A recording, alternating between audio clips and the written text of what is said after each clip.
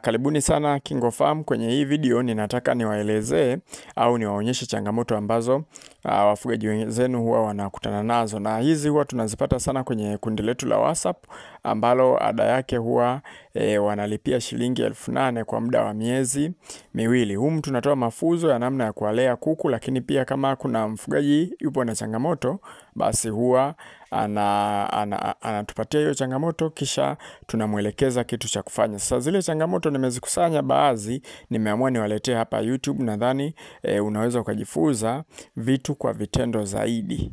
Kwa hiyo sikiliza hii video, sikiliza hizi changamoto vizuri kabisa. Na uzuri wa sisi huwa tunatumia tiba za asili tu. Kwa hiyo hata hizi changamoto, namna ambavyo wafugaji walizitatua ni kwa kutumia tiba za asili.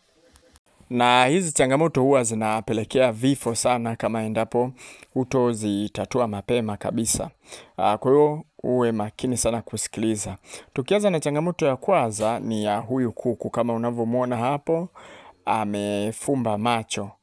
Na amefumba macho. Sasa ukiona kuku wako yupo hivi kama huyu kuku ambaye unamuona hapa, au kuna huyu hapa pia.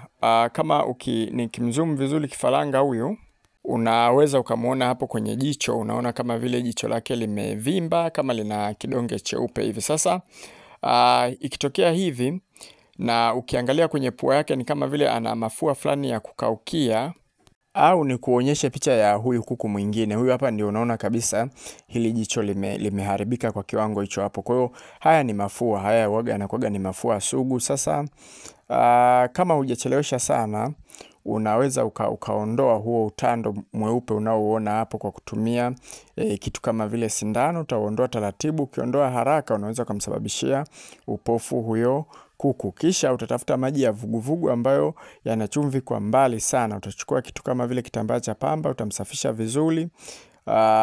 Lakini pia hili zoezi usilifanye mara moja tu, kwa sababu huwa anapata huo uchafu mara kwa mara. Halafu utampa tiba ya mafua. Utakuja kumpa tiba ya mafua kwa siku 3 hadi siku 5 mfululizo, ambayo ni kitunguu saumu, tangawizi, pilipili, lakini pia na kitunguu maji utaweka kwenye huo mchanganyo wako. Sasa ukitaka kujua kipimo cha hiyo tiba au kuijua vizuri zaidi hiyo tiba, ipo kwenye kitabu cha tiba za asili, tumeandika vizuri sana, au kwenye kitabu cha mwongozo maalumu wa ufugaji kwa tiba za asili. Umo tumeandika vizuri kabisa namna ambavyo unaweza ukatibu. Nenda sehemu ambayo tumeandika kutibu mafua makali, utakutana na hayo maelekezo ya kutumia hiyo tiba ambayo nimekutajia hapo. Kuna watu watauliza hivi vitabu tunavipataje? Sisi kwanza tunavyo vitabu vingi kama unavyoona hapo. Tunakutumia soft copy kwa njia ya WhatsApp. Ukiturushia, ukifanya malipo ya shilingi 10,000, kitabu kimoja ni shilingi 10,000, basi tunakutumia hicho kitabu muda huo huo. Na unao uwezo wa kwenda stationari ukaprint ukapata hard copy ya kitabu, yani kitabu kama kitabu kile chenyewe kwa gharama nafuu kabisa.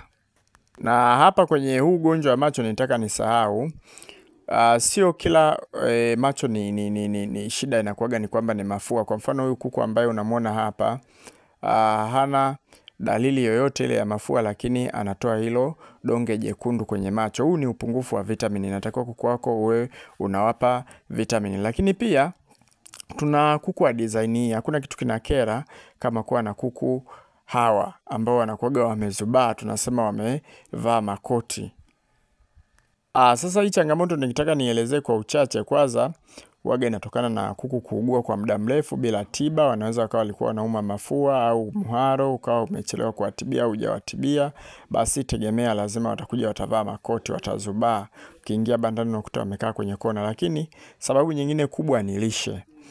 Kuku wakikosa lishe bora, kwa mfano ukiwa unawalisha pumba tupu, lazima itafikia pahala utawaona wapo na hiyo shida ya kuvaa makoti. Kwa hiyo njia pekee kama ni lishe, basi ni kutengeneza chakula bora.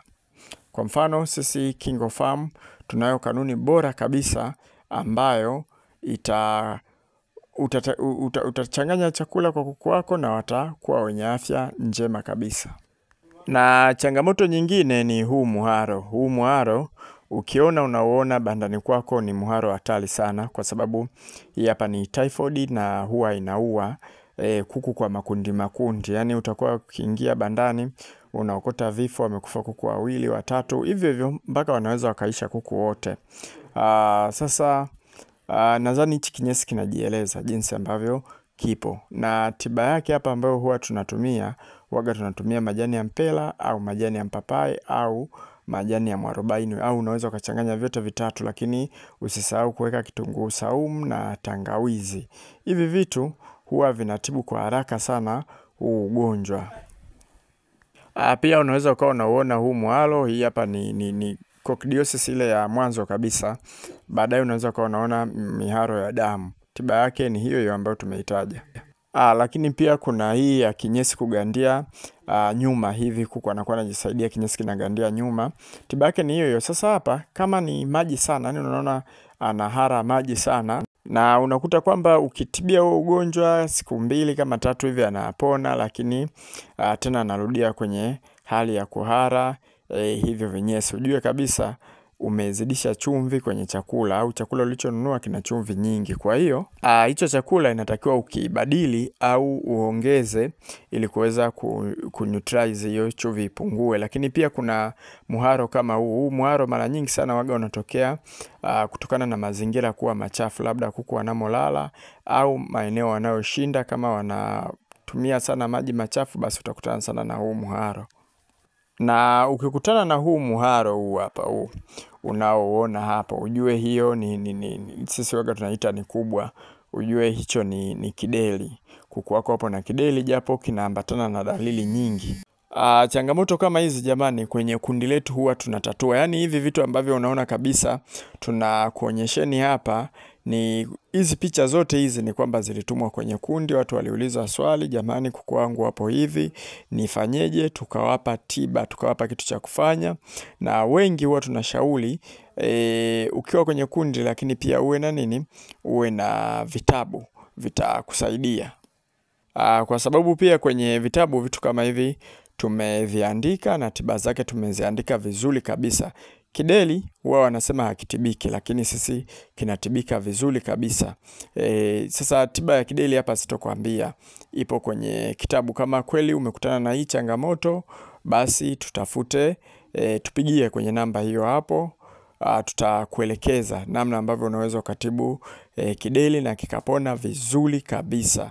Lakini inatakiwa ujiunge na kundi kwa ada ya shilingi 8,000. Kwa mfano kuku ambaye alikuwa na kideri, alikuwa ni huyo hapo ambaye unamwona, alitibiwa na akapona vizuri kabisa. Na kideri unaweza ukakiona kwa kuku mmoja, kumbe wengine wote wamepata. Kwa hiyo tiba yake lazima wapatie kuku wote. Kwa hiyo kuna changamoto nyingi sana hapa, nimewatajia changamoto chache sana.